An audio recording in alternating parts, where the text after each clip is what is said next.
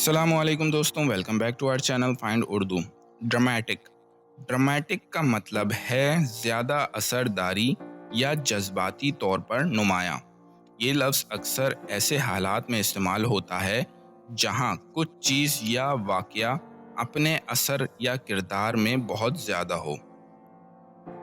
For example, अगर कोई शख्स किसी छोटी सी बात पर बहुत ज़्यादा जज्बात दिखा रहा हो तो उसे हम कह सकते हैं कि वो बहुत ड्रामेटिक है। The actor gave a dramatic performance in the play. Actor ने स्टेज ड्रामे में बहुत असरदारी वाली परफॉर्मेंस दी।